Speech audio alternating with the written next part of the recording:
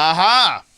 Hello! Are you guys receiving me loud and clear? Well, that was a big diatribe with no sound at all. Let me just double check some stuff. Hey, we are back in the world. Hello! That was unusual. I'll tell you why that happened in a second. Let's try that again. Pointing at things. Hi guys, how you doing? Nick Jennison, Guitar Interactive GI+. It is not Monday, it's Wednesday. Which is probably why the microphone didn't work. We're doing the thing that we normally do on Mondays, which is hang out and talk about the guitar. Today, we are continuing our festive discussion on the 12 tones of Christmas, or specifically, the 12 tones that we find in our even temperament Western tonal system. Wow, that's a lot of stuff to take in. The system founded in Bethlehem, and no, another story for another day. Anyway, thanks for joining us. If you are a new viewer, we normally do this on Mondays, but of course it's just been Christmas. It's December the 27th. This fell on a Monday this year, which of course meant that we weren't going to stream on Christmas Day because, to be honest, by the time it gets to 8 PM Christmas Day, I'm normally in a bit of a food coma, and this year was no exception. So streaming on Christmas Day, never a good idea, but we're doing our next stream, this stream and the next stream on Wednesdays to make up for it. So our next stream is going to be on January the 3rd, if I'm not mistaken. Let me double check my calendar. January the 3rd, that's going to be a Wednesday. We're doing this stream on Wednesday. I have been spending the day reamping some guitars through a very exciting new amp that is sat here. You guys are not going to be able to see that, unfortunately, and because of that I have phantom power turned off, if you can believe that. Phantom power turned off, which is why my dialogue mic wasn't working. It's a rookie mistake and I should have checked, but never mind. If you're a new streamer, hey listen, thanks for coming on board, lovely to have you. If you're one of our returning streamers, thanks for coming back. Thanks for joining us in this holiday period. I want to take this opportunity to wish you guys a very Merry Christmas. Hope you had a really, really great Christmas holiday. If you celebrate or whatever you've been getting up to, I hope you've had a thoroughly lovely time, ate your body weight in food, maybe even ate my body weight in food. And you're raring to go with some new guitar stuff today. I know I am. But before we do, we want to take a second and shout out today's sponsor. Today's stream is brought to you by our friends at Hourly Sound. You see this logo up here. You may be going, who are Hourly Sound? Well, Hourly Sound are makers of a fine audio app called Songmaster Pro, which I was using to play the backing track in our intro. And you'll be familiar with these GI Plus backing tracks. They're all available on the Guitar Interactive YouTube channel. Let me show you the app real quick, because we've got an interesting little thing going on here. Now, what I've done is I've taken the backing track that we've been playing over today, which is our Led Zeppelin style backing track. I've dropped it into Songmaster Pro. The reason for this is we're going to take a look at some of the notes in here today, specifically the notes that are in maybe the piano part, which has come here under the rest. Now, you might be wondering what's going on with this. You can check out a full review of this in a previous edition of Guitar Interactive magazine. We'll post the link in the comments, but check this out. This is our backing track.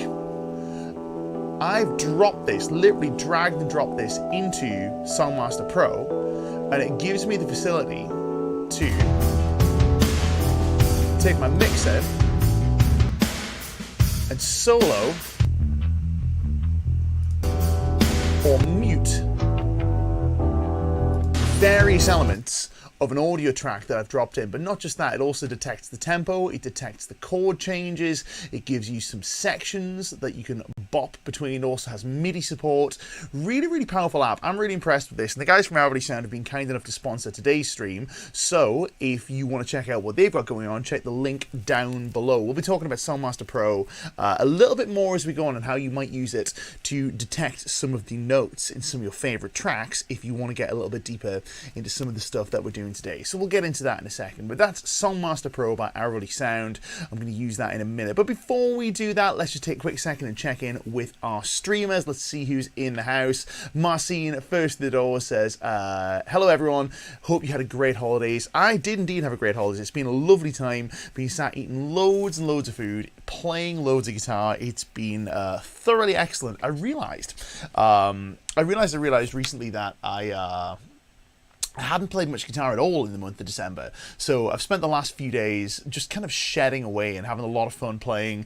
I haven't really made too many breakthroughs per se, but I've, feeling a lot better about my playing than I was maybe about 2 weeks ago, let's say. So anyway, Larry Warren is in the house. Larry, it's good to see you. Hey Nick, hey Marcin, yes, Christmas was great. Pleased to hear that. Hope the holidays were merry and bright. Same to you, Larry. Hope you had a great time. Love the Christmas album. If you guys haven't checked out Larry Warren's Christmas album already, Larry, make sure you drop another link in the comments in case anybody's seeing it for the first time today.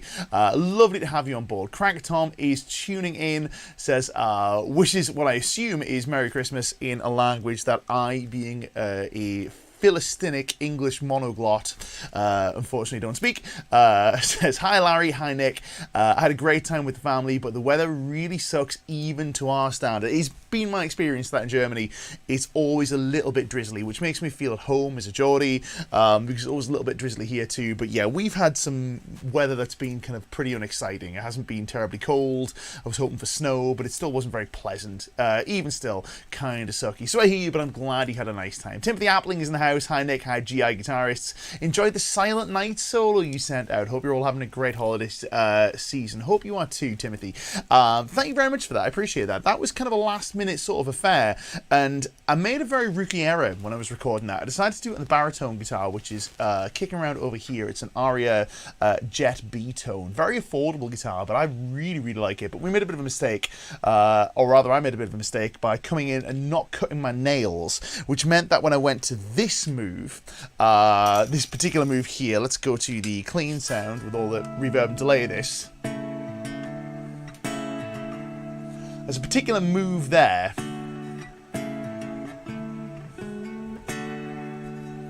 and that little business there was causing me no end of havoc because this nail was long and the baritone strings are quite large. I was getting these massive string squeaks, which was a real pain in the neck. I'm actually not sure I can remember that arrangement. There it is.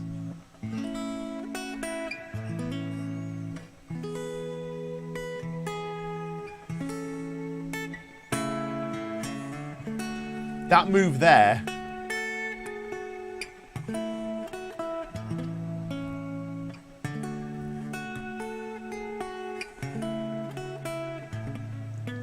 there it is. Been a little while.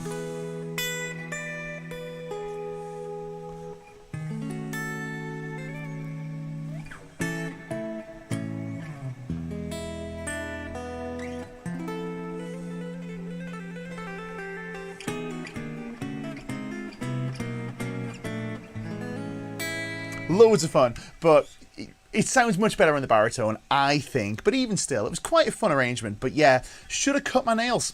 It's a rookie error. I don't have a nail clipper down at my studio, which is something I'm going to ask Santa for.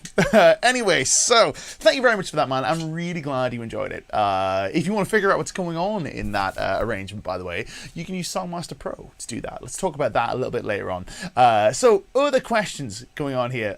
Sacred Godslayer is in the house. Hi guys, hi Nick, and a belated Merry Christmas to you all. Craig Tom's asking the question, what's your setup for these live streams? I need to put on headphones because I'm in the flat. I use GarageBand and I've got a nice cab sim that works well with my pedal board. I'm going to star that up. We're going to answer that a little bit later on when we do some Q&A stuff because I do love talking about gear. So we'll get to that in a bit. And we'll talk about gear a little bit later on, but here's a fun one from Marcin, who plugs his headphones and guitar into a Boss GX100 that goes straight into my computer, and the Boss works as an interface. Smart. That makes a lot of sense. I know some guys have had a lot of fun just plugging pedals into maybe one of Logic's amp sims or into GarageBand or something like that. Who else do we have? We've got lots of comments about no audio. I do apologise about that. Mark Nish is here. Says, hello guitar enthusiasts. Hi Nick. Today's stream is a nice surprise. Man, I'm glad you're here. I'm glad you joined us. David Peterson's in the house. Good to have you on board. Chris Brown is here. My friend Craig is in the house, who was just chatting to you about 10 minutes ago. Says, ho ho ho, jolly old sailor. Saint Nick, that's me, sent a bare chest and ripped jeans. Still my favorite favorite YouTube comment on a review was some guy who said, "Your big hairy knee is very distracting." I'm like, sorry about that. I'm sorry to hear it. Who else do we have? Larry Warren says, Simply Christmas by Larry Warren on many streaming services. Go check it out. It's a great Christmas album, a lot of fun. Sacred Godslayer says, I opened one Christmas gift after lunch. The gift is Ted Green's Chord Chemistry. Got instant headache. Man, stick with it. It's a great book. Very cool indeed. Dennis M says, hey Nick, Merry Christmas. What body style do you find most comfortable to play while sitting? Very good question. We'll get to that a little bit later on when we do the Q&A session. So stick around, Dennis. We'll be talking about that as we go a bit further. Marcin says, Sacred Godslayer, I printed that for myself. It turns into guitar/music math. I guess it does, but you know, there's a lot of fun to be had with math. It sounds like I'm a maths teacher, kind of trying to convince kids to do maths, but there is a lot of fun to be had with the mathematical side of music, and we're kind of getting a little bit into that today, but let's talk about that. We're going to get into the meat of today's session. Once again, I want to take a second to shout out today's sponsors, Hourly Sound, who've been kind enough to bring this stream to you guys rather, in this lovely interim period where we're all sitting around playing our guitars in between Christmas and New Year. So, on to the meat of today's session. Last time we spoke, which was the Monday before Christmas, we were talking about the effective intervals on our playing. We did some stuff in D minor. We're going to play in E minor today, but we'll also do some cool stuff that wasn't, we'll do some cool stuff that isn't, minor pentatonic based as we go a bit further, but this is a good vehicle for figuring this sort of stuff out because it leads us into Dorian. Dorian is a very useful and very easy to use mode, if that makes sense. So last time we spoke, we discussed the idea that the root note in our scale has a very settled kind of sound. So if I go to my gain sound, again, I've been reamping, and I think I've left the gain a little bit lower than I normally have it, but I kind of like it. It feels a little clear. Let's play. There's a backing track coming from the Songmaster Pro app. I'm just going to turn that down a wee bit in my monitor so it's not bleeding so much. And if we go to these two close-up cams, if I play my root note in the key B, surprise, surprise, it's going to be in E. So if I'm playing here, or here, my E has an effect of sounding very, very settled, very right, but it also means that it also feels like the phrase doesn't really want to move. It feels like the phrase is kind of comfy where it is. So if I play this, it feels like we can stay there forever. Same with this one here, and this one here. Same with this guy. We can live on that note forever and a day, and that's a good thing because it gives us something really solid that we can lean on when it's time to feel really settled with our playing. We also discussed the idea that our fifth is a similar kind of effect, the fifth in this case being B. We can stay there, but this almost feels questioning. It feels like it's posing a question that we can answer with our root note. Question. Very definitive answer. We also discussed the idea, we'll let this roll back round, I'm going to pull it back to the previous section, which we can do in Songmaster Pro quite easily. Let's go to the previous section, like this. So yeah, we discussed the idea that our third, for example, has a certain melodic sweetness about it that feels quite settled.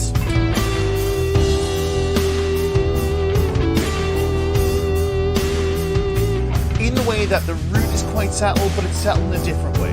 So this is settled, it's our fifth, with a questioning feel, a sweet melodic feel, a very settled, very sure of itself kind of feel. We also took two of the notes. We took the idea of a fourth, which is here, and the idea of a seventh, which is here. These are some pensive sounding notes. If I play my fourth, and I live on my fourth for an extended period of time, it feels like it's just desperate to go somewhere that's not this. It could be there. That's our fifth.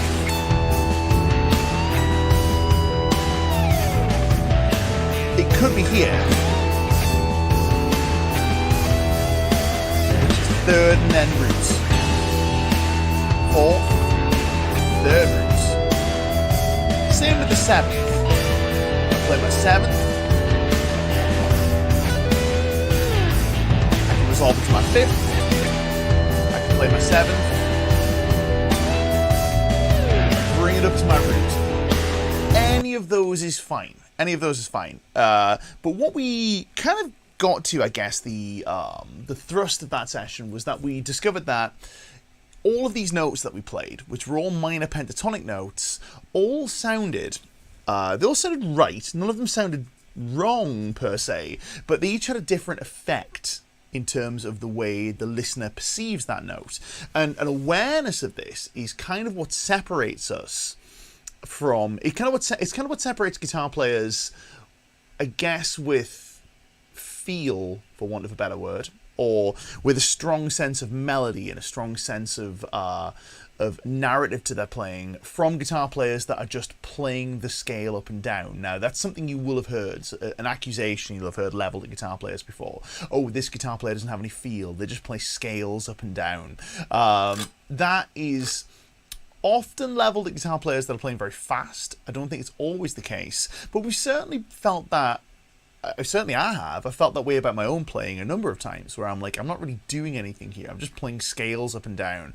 But an awareness of what the notes we're playing have, the effect they have on the listener, and how they relate to the chord or the key that we're playing over, super important and kind of revolutionary for our playing. Now, what we might do next is we might delve into some other notes. So there are 12 to pick from, and thus far we've actually only done 5 of them. If I play up my E string, I'll show you what we've got going on here. Play up my E string, I have E, G is my third, A is my fourth, B is my fifth, D is my seventh in this case.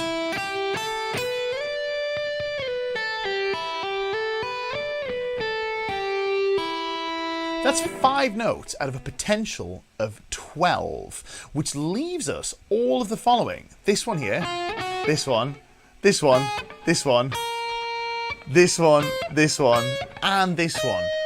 What are those? Well, let's get into it. So, first of all, we need to be a little bit more accurate with the way we determine some of our note names. We're going to talk about this third very quickly. This third, in this context, we'd refer to as our minor third, because we're playing over a minor backing track. It's the third we find from a minor scale, so we'd call that our minor third. This seventh here, we'd call that our minor seventh, or our flat 7. Flat 7, flat third, minor 7, minor third, synonymous in this case. So what we get is root, minor third, fourth, fifth, minor 7th. Let's take a look at one very common note that we can include in our playing that is almost like a free note. We can play this and we don't need to worry too much about whether it's the right choice to include it. And this particular note is the 9th. Now, the 9th is sometimes also referred to as the 2. I want you to grab your guitars and play along, by the way. And while we're doing this, just let me know in the comments. Let me know what guitar you're playing today. I, of course, have my beautiful Maybach Convair, which is my new #1. Man, this guitar is just... it's it. I've got a mod I'm going to do when I eventually stop being lazy and I get my soldering iron out. I've got a mod I'm going to do to the tone control. I'll probably fit a treble bleed to the bridge, to the volume control as well. But apart from that, this guitar is... it's near enough perfection. It's wild. So let me know what guitar you're playing, but make sure you have a guitar, because we're going to play along with this together. So very quickly, if we take a look at our 9, Craig is referring to these as the fruity notes. They're going to get more and more fruity as we go, because we're going to play some pretty let's say some pretty fruity sounding notes, some very spicy sounding notes as we get a little bit further. Oh, Sacred Godslayer says, I'm playing bass with fingers. Ibanez BTB, just to spice things up and get not get stuck. Man, you know what? That's a really great choice to play some grab another instrument. Like, I love my guitar esoterica that we got going on here. I'm just going to take a quick break and talk to you about that. Got a few real good ones kicking around, so let's do a little brief bit of show and tell. I'm not going to plug them in, but here's a few fun ones. Got this guy here. This is an aria. It's like a Mosrite kind of redo, but it's tuned to Nashville tuning, but down a fifth. That's really cool. Got this Go Down kicking around over here. This guy is tuned B2B, which is really fun. What else do we have? Got an electric 12 string knocking about over here. That's really cool. Sometimes just grabbing a different guitar is enough to inspire some cool things, but sometimes a different instrument. Got a bass kicking out over there. I've got a nylon string up on the wall. All of these instruments are here. This is justification for having all these instruments. They're all inspiration machines. Got some cool guitars in the comments, though. We like a bit of this. Marcin says, you know which guitar I play. I do too. Look at all of those. You've got good taste. But we've got some real good ones. Chris Brown's playing his Les Paul Standard. We've got a 335. We've got a Mayonnaise Duvel Forever. Man, great guitars. They make fabulous instruments. A little too pretty for me, I think, but really, really great guitars. Playing my usual Gibson SG, a Cort Z24 with laughing faces. I don't know why you got laughing faces, man. Cort make fantastic guitars. Got a couple of Cort acoustics up on the wall. Absolutely love them. Although it's a stupid place to put the guitars because this is also my mix room, and now one of my speakers fires directly at the acoustics. So every time there's a kick drum transient, all the acoustics go boom. Anyway, we're talking about guitars. We'll get back to that another time. So, real quick, let's just dig back into our ninth, or our second, if you want to call it that. Now, in the key of E minor, our second, or our ninth, is going to be F sharp. All these F sharp notes we can play.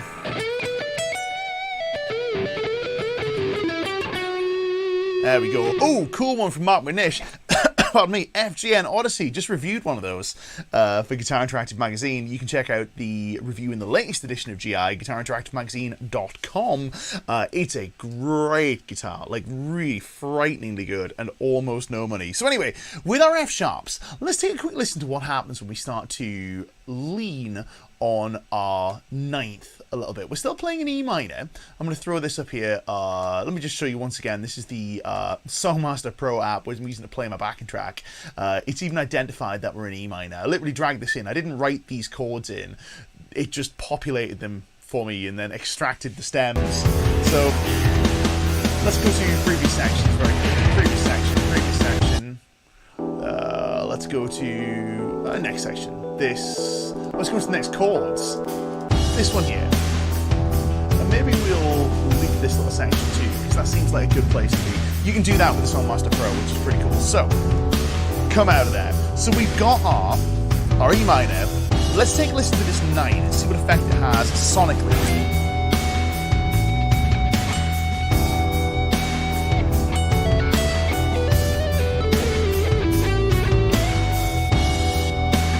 That is a really beautiful sounding note, right? The 9 is super pretty, but also has this really nice pensive sound that is similar to our 5th. Remember, our 5th had this really nice questioning sound, where it felt like it was asking us a question, begging us to tell us more. The 9, or the 2, very similar vibes to it. It sounds a lot like the 5th, but maybe with a little bit of the beauty of the 3rd going on there. So we have a bit of the prettiness from our 3rd, but we also have the questioning sound of our 5th. It's a very cool interval. Let's play with some stuff. And what we're going to do here is I'm going to set you a challenge to start your phrases. We're going to start this time on this 2.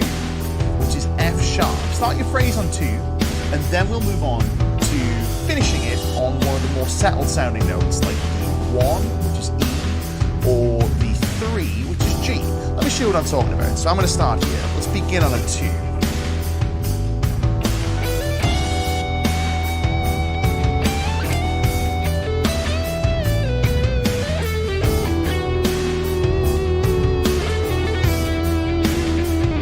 Take a turn. A very cool observation. Chris Brown. We're going to get to that in a second, but we'll do a little bit more with this. So I'm going to go again. Let's start on that 2.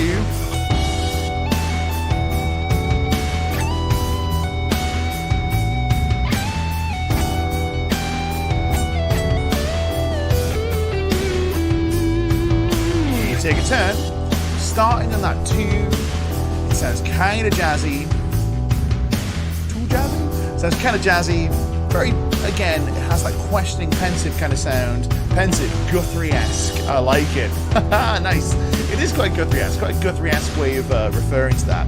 Now, hopefully you guys have picked up on how nice this sounds, but how it also has this, it has a little touch of the fusion about it. It's not like immediately super jazzy and out there, but if we play that 2, we sound quite clever, if that makes sense. Now, that's not always the objective, but it's quite a pretty and clever sounding note to land on. Now, what you'll find is this is something that singers will tend to do over or jazz singers at least will tend to do over the big crash at the end of a song. They'll wind up on the 9.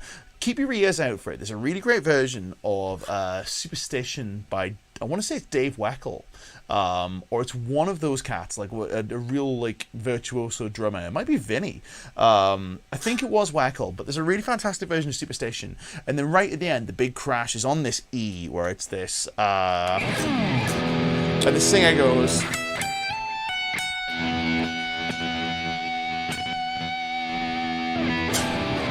There's something about that note that is really beautifully tense, but in a way that's pleasant. It's a pleasant kind of like, oh yeah, kind of tension, as opposed to a really kind of unpleasant and unsettling tension, and that's something that we are going to get to. So the 9 is really cool for that. Let's go to another note that is fun to play with in this, which is the 6. Now, we've got 2 options for our 6 here. We can play it either here, which is our major or a raised 6. We can play it here, which is our flat or minor 6. We'll call them raised and lower. Raised and flat, let's call it. Don't ask why it's not sharp and flat or raised and lowered. Raised 6, flat 6. It just is. For today's example, it is. Before we do that, though, want to pick up this example here from my friend Chris Brown. Chris Brown says, would that be because they're part of the minor 5 chord arpeggio? A very smart observation. That is kind of where we're getting at here. I think the way I tend to hear it is, I tend to hear it more from the perspective that the 9 is the 5th of the 5th, if that makes sense. So if there's our 5th, the 9 is a 5th away from the 5th. And we hear it almost as the 2nd harmonic. There's a root, there's a harmonic, there's a 2nd harmonic. There's the 9. It's the 2nd harmonic of our 5th. I think that's why it sounds the way it does. But it could also be because it's part of that 5 minor arpeggio. It is also part of the pentatonic scale, a 5th away, which is another fun trick that we can hint at. But it definitely has something of that 5thness about it, if that makes sense. A really great observation. But let's pay attention to the 6 now. So the 6 is a really fun one. 6 we can play here. We're going to do the raised 6 to begin with. Now the raised 6 is going to hint at Dorian. It's going to sound like a very stable sounding note comparatively when compared to this note, but it'll have this kind of sweetness of the 3rd, but also a little bit of the the need to move on that we get from the 7 and the 4th. So let's take a listen. Here's our 6.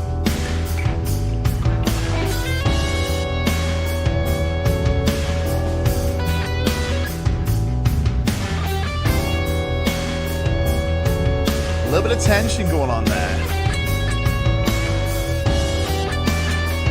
There's the 6. There's the 5. There's the root. Now, got one from here from my friend Dennis M. Says, forgive my ignorance. Nothing to forgive, right? We're here to answer questions. Why is it called the 9th and not the 2nd? Chris Brown's absolutely right. It's the 2nd up the octave. We call it 9th because jazz musicians decided it was the 9th. That's it. It's the only reason. You can call it the 2nd. It is all good. It's all the same. Marcine's pointed out here that we're doing minor to Dorian. Absolutely correct in this instance. we've just taken our minor pentatonic, we've added these two other notes that give us Dorian. So there's 2, there's 6, or 9 if you prefer, 6. Let's do some playing. And what we're going to do here is we're going to start with our 6, which is going to generate some tension in our playing, and then we'll try and resolve it. You don't need me to tell you what to resolve it to anymore, because you guys know.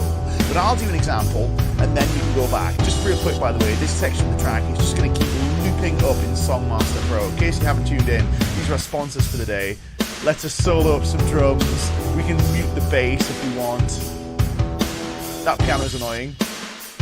Let's mute that. Loads of fun, right? Very, very cool. Crank Tom says Carlos Santana for sure. It's definitely got shades of Santana about it. Now, anyway, let me demonstrate. So I'm going to start on this 6.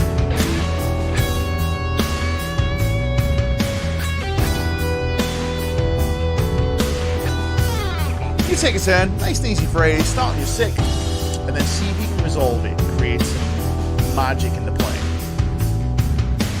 There's our 6. Alright, I'm going to take another turn. So I'll do my 6, I'm going to resolve it to maybe my 9.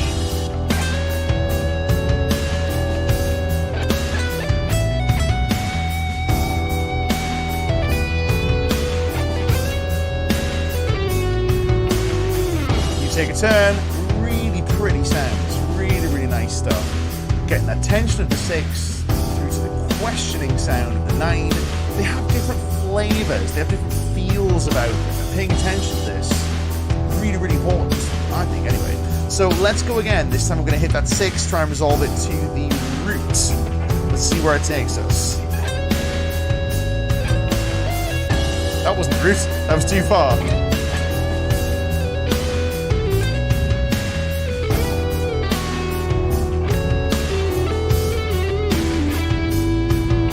You take a turn. 6, resolving to our root this time. You don't have to go to the root, you can go to wherever you want. But hopefully you get some very cool sounds out of this, because we're going to move on in a second. I get some real fun stuff. I'm going to pause that there. Now, in case you're wondering how you might use an app like this. This is our Songmaster Pro. These guys have been kind enough to sponsor today's stream. In case you're wondering how you might use this to enhance this sort of stuff, this app in particular has a pitches readout. So let's say, for example, there was a line. Let's say you had a song you wanted to learn, right? I'm going to take a line here. I'm going to loop this up. This little section in the intro, which has this lovely little melody. What I can do here is I can go to my mixer. I can solo up this piano. And I can actually see a readout of the pitches that I'm playing. So up here, I'll go to the big screen so you guys can see it a little more clearly. Up here, I have a little readout of the pitches on the piano roll that have been played. So we've got this do-do-do-do. So what is that? That is 4th, 3rd, 9th, root, 3rd again, 9th again. Lots of fun. Now, if you have a line, if you have like a song in particular that maybe you want to learn, it is definitely no quarter, says my friend Craig. I have ripped off no quarter mercilessly for this. It's what happens if you took When the Levee Breaks and no quarter and kind of mushed them together. So yeah, mush them together. So yeah, what you might do is you might drop this. If you have a song with a line you wanted to learn, you might drop it into Songmaster Pro. You can you can kind of pull these pitches up. It's very, very cool. Another thing you can do is you can also slow down the playback. So if we go to tools over here, for example, if that's a little too fast for us to figure out, we can turn the speed down. So we can turn the speed to like it's infinite as well, by the way. So you have like gradations of how fast it plays. And it doesn't really affect the quality terribly. Like, there's always going to be some artifacts here, but like it's impossible to do this without. But in real time, being able to do that and figure out this line.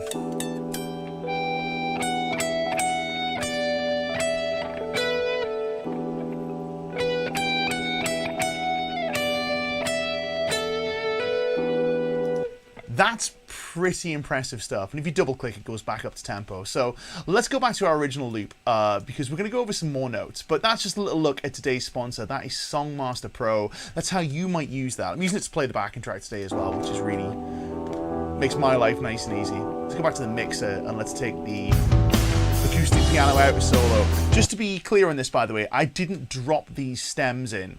I put the actual mixed audio file in and it pulled them apart for me, which is very clever. So if you've ever felt the desire to make your own version of The Moon is Right, but every lyric is The Moon is Right, it's a fun way to do it because you can just take the vocal out. Anyway, that's part of what we're here to talk about, but let's carry on with some more interesting sounding notes. So thus far what we've done in our exploration of these notes is we've explored the notes of the Dorian scale, right? But there are other notes out there, and I want to start by highlighting a favourite of mine, which is up here. Now, a favourite of mine is this note. Now, this note is our raised 7. Now, the raised 7 in this instance is going to give us a melodic minor scale. Now, the melodic minor is a really cool sounding scale. For me, this always sounds like the Ian Thornley scale. I really like a bit of that.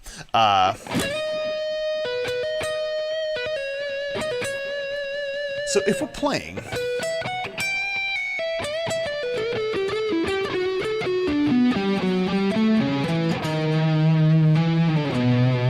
in our Dorian scale, we can use this raised 7 to get a really interesting and colourful sounding note that sounds super, super tense. Let's try quickly throwing on the backing track and we'll just see how that treats us. I've noticed my Magic Mouse is running a little low in power and I don't have a trackpad, but that's okay. It's got enough to get us through today. I'm just going to keep plugging this in when I don't need it. So real quick, if I play this note here, which is our raised 7, hinting at melodic minor, listen to how tense this sounds. Oh, super tense. It doesn't sound wrong, but it sounds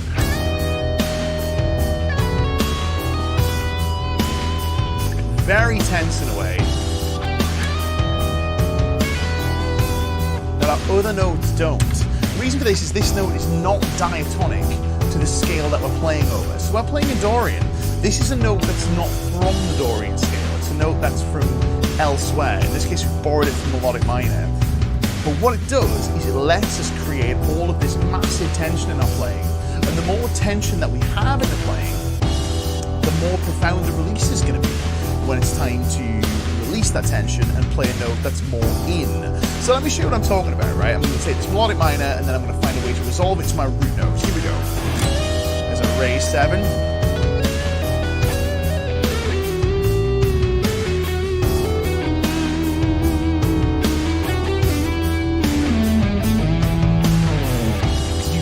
That release of tension when we got back to those root notes, it sounded like it was all super tense and really like unsettling, and then when we got to here, everything was okay.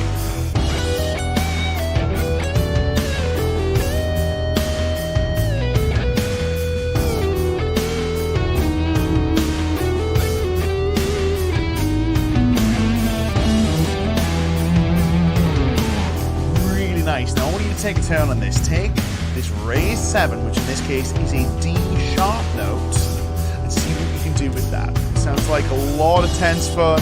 You're going to start there and then find a way to resolve it to a note that you know sounds settled. Take a turn.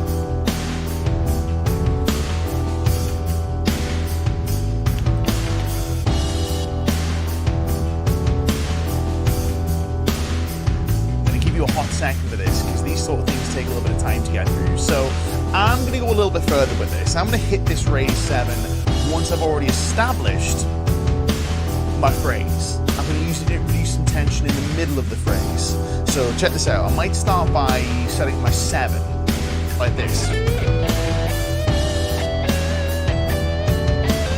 There's 7 to 6.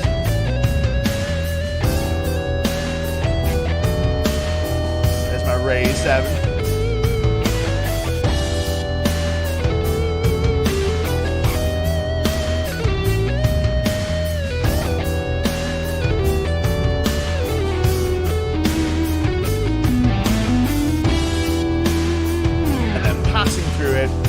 that lovely, big, profound sounding release of tension. Now this is a great introduction, I think, to bringing chromatic notes into your playing, because it gives a sense. Here's a cool one from Sacred Godslayer. Says, I find the raise 7 resolves better to the 4th, and it resolves better on the 4th and the 5th. I kind of agree. I feel like raise 7 to 5th resolves really nicely. That's a nice move. So if we go here,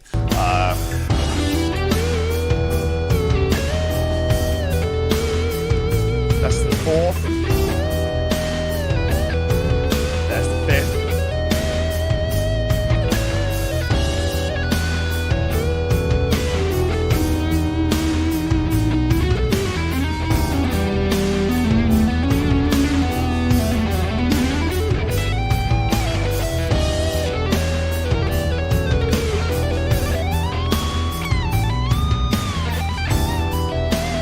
Big high one at the top of that bend. It's really cool because it gives you a chance to ratchet up the tension as the phrase goes on. Now, we're going to get a little more into the chromatic things here, but we've got some cool comments. We've got a bit of love for the Songmaster Pro app, which the guys at Orally Sound have been kind enough to sponsor today's stream. Says, Response Audio says, man, that's awesome. I love trying to hear the piano parts and all the music I listen to. The way piano players outline the changes with simple moving chordal parts is so interesting. Totally agree. My friend Craig says, might have to get a copy of this. This looks like the cat's boobies. It's a great app, right? Really, really good. I should also point out there's a free version available, so you don't have to get the paid version. The paid version is very cool, but there's a free version. So, you know, if you guys want to go and just play with this, you can get a demo, you can get a free version of it.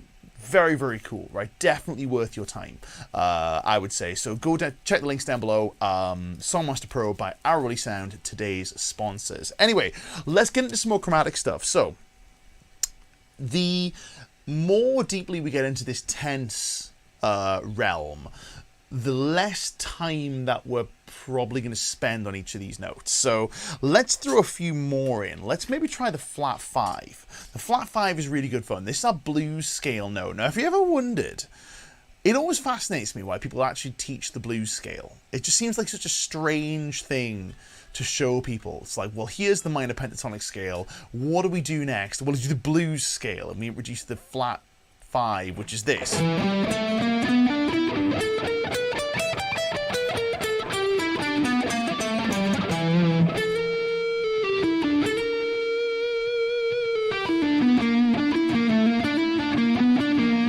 Now, what inevitably ends up happening whenever I teach this to a student, or whenever I have taught this to a student, is they end up spending far too much time leaning on that flat, leaning on that flat 5, because it's the new note, and they go, oh, cool, here's the new hotness, flat 5, I'm going to lean on that, and inevitably it just sounds a bit weird, because it's not a note that sounds pleasant to linger on. Let me show you.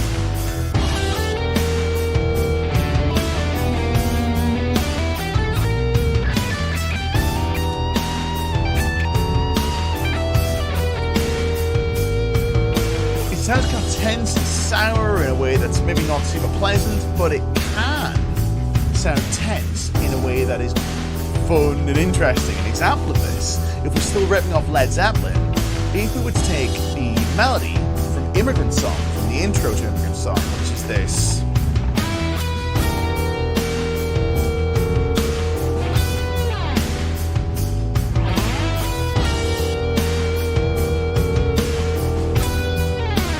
Now, the reason that works so well as a melody, you could use Songmaster Pro to figure out what those notes were if you wanted to, just dropping that name there. The reason that works so well is because what we have is we have this setup with some very stable notes, and then we disturb the piece with this very unstable sounding flat 5, which we then resolve, we then pull back out of into something that sounds stable with our 5, but it still sounds kind of questioning. If we were to do this, for example, if we go, yeah, Immigrant Song, says Chris Brown, you're absolutely right, yep, ripping off Led Zeppelin left and right and centre. What else is new? I've been ripping off Led Zeppelin my whole life. So, which is fine, they rip people off too. So, you know, anyway, if we do that once again, so if I were to play resolving that 5, and then I went here,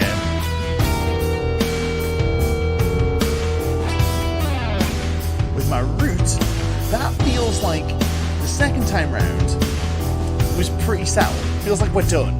So the first one feels like something else is coming. This one feels like we're done. The reason Robert Plant didn't sing that one is because something else was coming. He used 2 repetitions of that Viking war cry to set up the fact that we're going to a verse, which is really cool. It's a setup. It makes you feel tense. You feel like something else is coming forward. But what we can do is we can use this to get that same kind of tension where it sounds very unsettling and very kind of like, oh, I want to go somewhere, by leaning on this. But I wouldn't lean on it right away.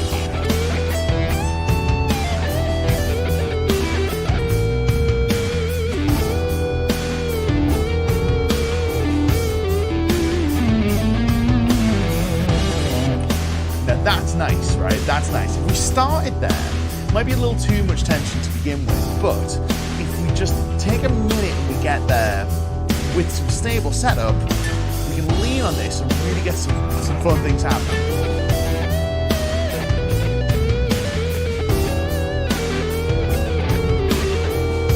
There's the flat 5.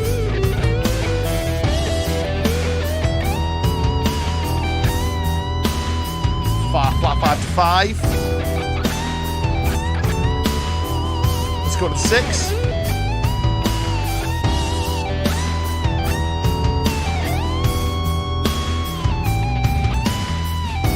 There's the 9. Raise 7. Flat 5. It's getting very tense. Raise 7.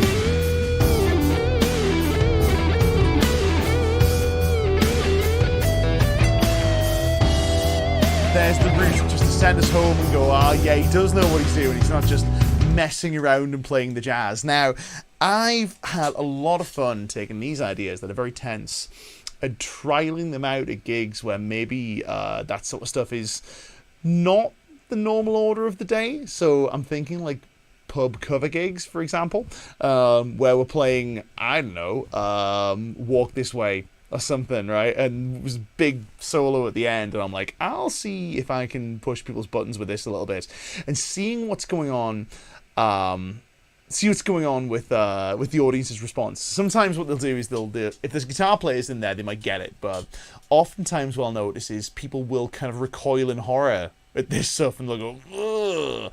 And if you get it just right, you can make them go, what's he doing? This is awful. And then you land it right and we'll go, yeah, that was brilliant. Because you're telling a story with what we're doing here. Now, great observation from Sacred Godslayer. Says the important thing with the flat 5 is not to resolve it descending to the 4th. I kind of agree with this. I think you can go to the 4th. I don't think you have to be afraid of going flat 5, 4. But it can be a bit of a weak resolution. It can be a bit kind of meh. Because the 4 is not really very... It's not a very affirmative note, so we might get this. No, it's not a bad sound.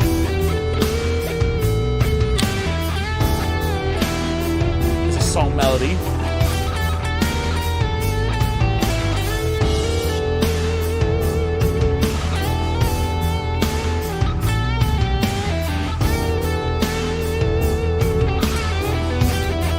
It can work.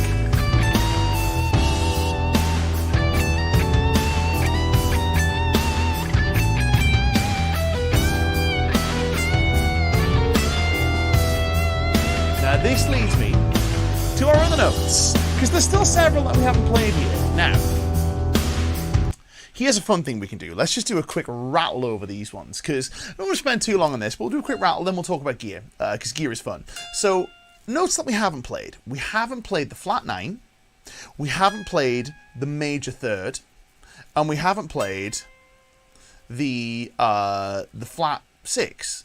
Now, what we can do with this is we can use these notes similar to the way we'd use a flat 5. We can use them as notes that sound very tense. The flat 9 is really good for this, right? If you set it up with, for example, Here's a great one from Response Audio, who's actually summed it up quite well for me. There's, I like how if you sit on those long, more consonant tones, if you play something with a bit of tension, it really jumps out more. For sure, it's about balancing the relationship between these tense notes and these less tense, these more settled sounding notes. And a fun thing with this is making sure you're doing it at a pace that the audience can understand. This is not not being patronizing and not saying, oh, your audience is stupid, but you think at the speed of intention and they think at the speed of listening and understanding, which is a little slower. So they have to listen and interpret what you're doing, whereas you can hear things ahead of time. You can hear what things are going to sound like and play them. An audience has to have a minute to recognize it and figure out what's going on there. So doing this at the speed of, let's say the speed of audience retention is kind of cool, because it forces you to be a bit more measured about how you deliver this stuff. So what you can do is you can lead an audience to these really tense tones. So what I might do here is I might do a melody that you would expect to go to the 1, but I might throw in the flat 9 where you'd expect to find that 1. So that might go something like this. A flat 9 in this case is going to be this F natural note. So if I play this,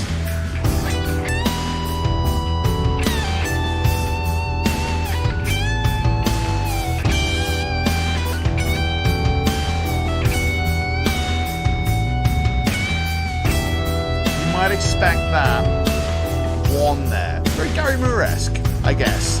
But I'll do it again.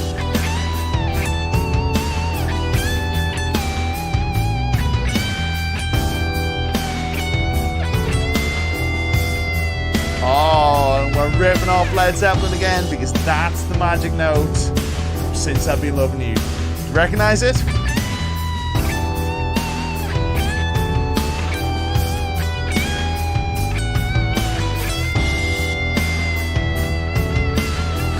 Well, isn't that just gold? Now let's do it again, right? Let's lead ourselves, in this case, to raise 7.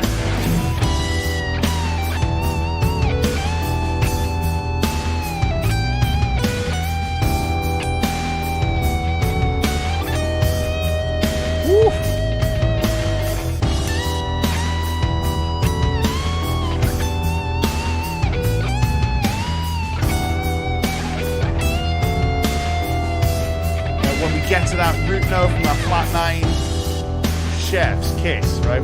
We've just done, we've gone on a journey there, right? And we haven't played any fast stuff, but we've created this really fantastic sense of tension, and then ultimately a really satisfying release when we get to that root note. So you can do this with any of those chromatic tones. You can also use them as little filler tones as well, but that's not really what we're talking about today. We're talking about using this as a way to tell stories with these notes, and that's kind of how you might use them. So once again, that's been a little bit of a look at the 12 notes and their individual flavors. I could not resist a pun. Couldn't resist a pun. On the 12 days of Christmas. These are the 12 tones of Christmas. I want to remind you once again, today's lesson has been brought to you by our friends at Our Early Sound. If you haven't done so already, go and check out Songmaster Pro, where you can do all sorts of wizardry, like dump in a backing track and slow the tempo like this. For example, let's go to Tools, let's just slow the tempo down. Or if we want to change the pitch, we can play it in D, so we can go like this.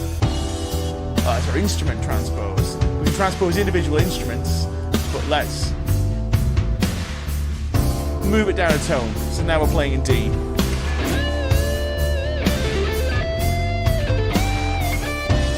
At a lower tempo, let's play fast, but in D.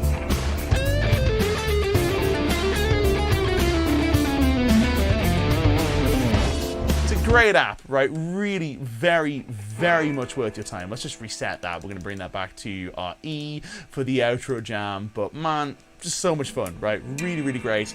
Definitely worth your time. This is Songmaster Pro by Our Early Sound. You can check out a review of that in a previous edition of Guitar Interactive magazine. They've been kind enough to sponsor today's stream.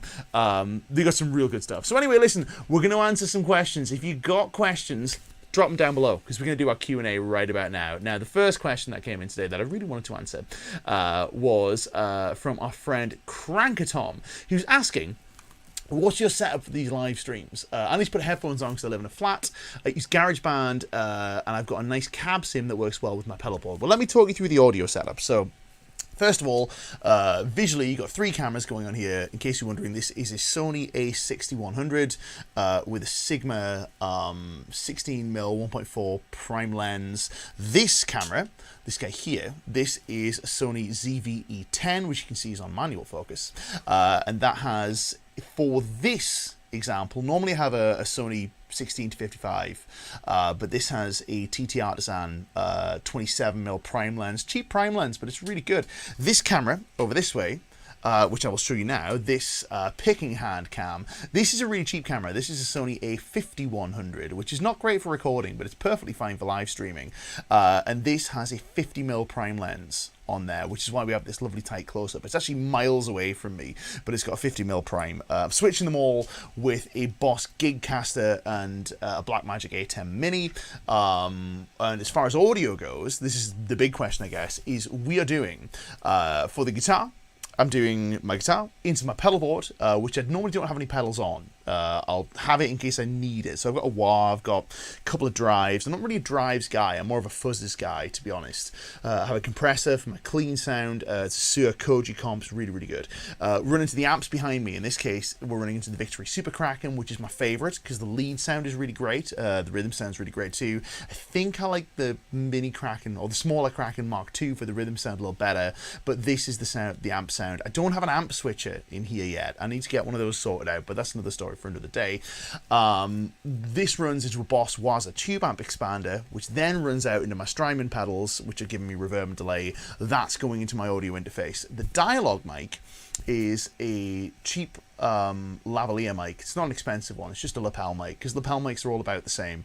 None of them are very good until you process them, but that's being fed into the Boss Gigcaster, which is doing all of the processing, which also enables and to turn the microphone back on without you guys having to endure me going as I'm playing away over the backing track in the intro. Backing tracks are all being played by Logic usually. They're in Soundmaster Pro today, and I'm not listening on in-ears because I don't have to. I have my studio monitors here.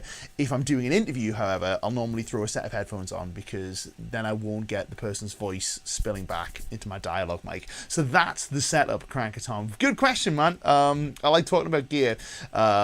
Denny's M says, "Hi Nick, Merry Christmas. What body style do you find most comfortable to play while sitting?" To be completely honest, I think this is one of the few criticisms I have of the PRS body style, right? I love my PRS guitars. You guys know this, right? But if I grab one of them, they're quite hard to balance on my preferred sitting style. So we'll grab this 594 from over here real quick. So my preferred place to sit is left leg. You guys have noticed this, right? So I sit in a pseudo-classical position. Look how small this guitar looks on me. So I sit in a pseudo-classical position. It's not really a proper classical position, but I have my left foot elevated, and I have the guitar on the left leg. Now, PRS guitars balance really great on the right leg. So if you sit like this, conventional style, they balance really, really well. But over here, there's something about the slidiness on the... I'll just hide the question real quick. Something about the slidiness on this leg here. It just wants to go all the way over this way, and I want it to be here. Now I can get around that with a strap, or I can just block the guitar with my forearm, and it's fine. And they sound great as well. I like that.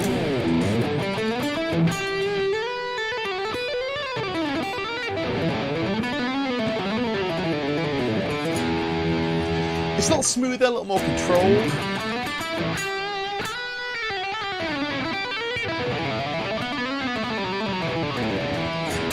A little more controlled than the Maybach, but it's a very cool sound. For me, it just doesn't sit as well as I'd like it to, maybe. Les Paul styles, by contrast, I really like Les Paul body styles. I've got my friend John's Les Paul here. And this sits great. Like, this fits really nice on this leg, but not so much over here. It's terrible on this leg. It just wants to fall over. But on this leg, really nice. Let's tune this guy up. Let's see what we're in. This has got man strings on. John's got man hands, and he's got man strings on it. So if I go over here, let's fire that up.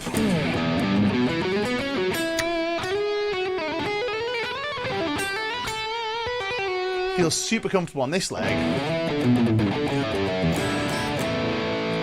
On this leg, not so much. I guess the last one to talk about is maybe the S-type, and the only one of those I have kicking around here is my Silver Sky, which is in desperate need of some new strings, although, huge shout out to our friends at Diodario, who've been kind enough to furnish me with some new strings. We're going to get to that another time. Let me just quickly retune this. I've been experimenting with going up a gauge, so this is currently tuned up a semitone. It's a fun thing to do if you feel like you want to go up a string gauge, but we'll retune it and we'll talk about, again, the sitting preferences here. This is a nerdy question, but I like nerdy questions, so I'm going to lean on that for a bit. Let me just very quickly make sure this is resembling in tune. This will probably howl because it has unpotted pickups, so it's probably going to make screaming noises with the high gain, but I'll be quick on the volume control.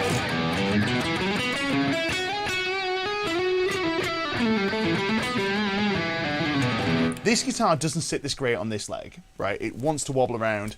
On this leg,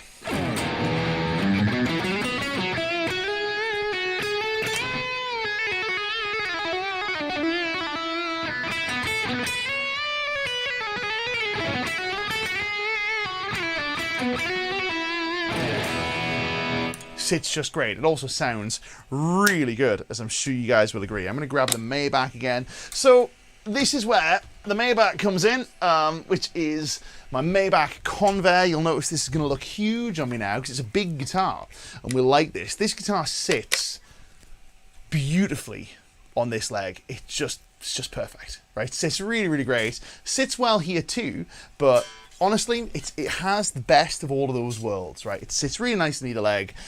This is my favorite body style at the minute, but also with it being so big and with me being quite a big person, it just feels kind of right. Feels kind of nice. So yeah, Denny's, great question. Fan of that, right? Fan of that. Really, really nice. Now, anyway, a lot of nerdy going on there. Let's do a few more. So very quickly, Denny's here says, Flat 5 makes the scale sound like a cheesy detective movie soundtrack. I guess it does, for sure. Marcin says, next level will be the best guitar for standing up. Yeah, I guess. I like this one because it's big. That's kind of the deal. Tune one semitone up in F, like Vector, the band that proves tuning down isn't needed to sound heavier. For sure, right? Now, tuning down is an interesting one because there was a big deal in the early 2000s where everybody was like, oh, the lower you tune, the heavier you sound. And I'm here the whole time going, man, Dimmu Borgir exist. And, like, standard tuning, and they're pretty heavy. Anyway, yeah, totally agree. But what I like to do with this is a little tuning up trick. This is my my way of figuring out if I'm ready to go up a string gauge. Because I fluctuate on string gauges depending upon how strong my hands are, how much playing I'm doing, what I'm doing in the gym, for example, if that makes sense. So what I might do is I generally find a semitone's increase in pitch is equivalent to about one string gauge in terms of tension. So if I go from E to F, that's roughly equivalent of going from a 10, which I have here, to a 10.5, maybe an 11. So I normally go about half gauge per semitone. So if I tune up and it feels good, I'll be like, right, cool, time to go up a half gauge. So for example, right here, I'll just show you guys this. I got hold of some of these. This is a fun gauge. This is the new Kaboom, where is it? This guy here. These are the new Diodario XS 9.5s. So I have 9s on the Silver Sky, and I was like, do I put 9s on? Do I put 9.5s on? Gonna put 9.5s on, because they feel good. 9s tuned up a semitone feels good. Same with this guitar. This guitar I tuned up a semitone, not because I'm about to go up a gauge. I like 10s, they feel pretty good, but because it's currently, we're nerding out here, it's currently top wrapped. And I'm going to untop wrap it. So I'm going to do it with just a regular wrap, because that'll feel a little more like 10s tuned up, if that makes sense. So this is the nerdy things that I do when it's time to figure out if I'm going up a string gauge. It also works in reverse if you're thinking about going down a string gauge. Chris Brown, referring to Les Paul, says mine's chambered. John's Les Paul is most definitely not chambered, let me tell you. But this guitar is chambered, and I like it. I like that it's chambered. It sounds louder acoustically for sure, but with unpotted pickups, I think you can hear that.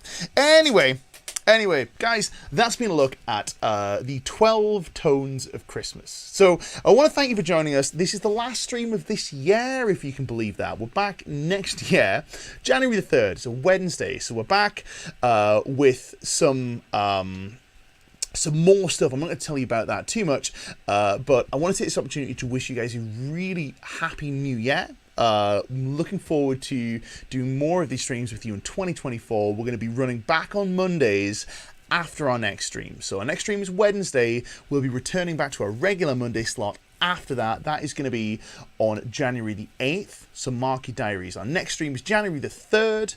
Our next one is going to be January the 8th. January the 3rd. After that, it's January the 8th. And we're back to Mondays from there on. In the meantime, once again, I want to wish you a thoroughly lovely festive season. Whatever holidays you celebrate, I hope you've had a thoroughly lovely time. And also want to wish you a very happy new year and all the best for 2024. I will see you on the 3rd. Also want to take a second and once again shout out our sponsors from Hourly Sound, who've been kind enough to give us this Songmaster Pro app. You can also go and get a version of this for free if you want. It's a free version. There's also a paid version with all the features at the link down below. It's really good fun. You got a bit of time in your hands over the next few days, few weeks. Go decode some of your favorite songs. It's a great app. In the meantime, thank you very much for having me. My name is Nick Jennison for Guitar Interactive GI+. I'm going to play. I'm going to encourage you to spot the notes that we're playing. Let's just see where we end up. I'm going to back this out to the very beginning of the track with our Songmaster Pro app, and I think I'll actually just leave this on camera while we're playing. So I'm going to play. I'm going to encourage you to do some note spotting, and let's just see where we end up. My name's Nick Jennison, Guitar Interactive GI+. I will see you guys. Where's the camera? Here's the camera. I will see you guys next week on the Wednesday. Take care of yourselves. Have a great new year. Hope you get up to some fun stuff with your guitar. Let's play.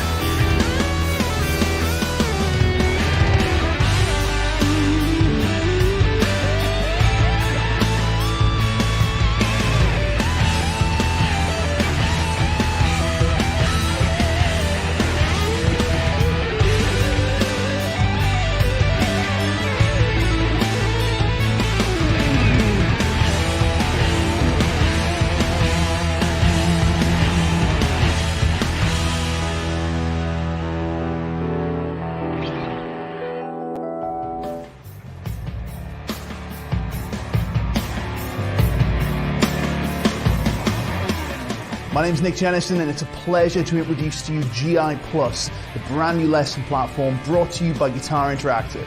We've assembled a team of the best players and educators in the world to bring you exclusive lessons covering everything from metal to blues to fusion and everything in between.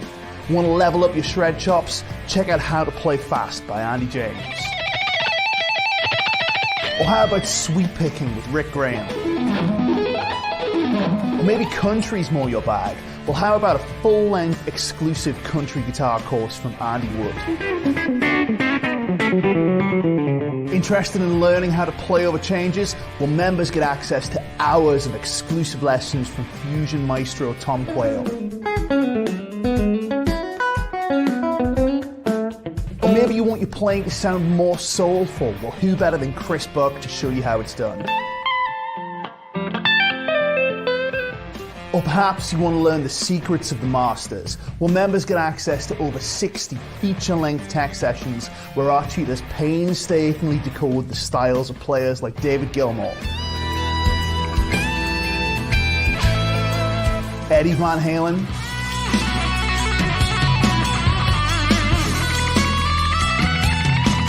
John Petrucci, Larry Carlton, Slash, Tosin Abasi, Paul Gilbert, and many more.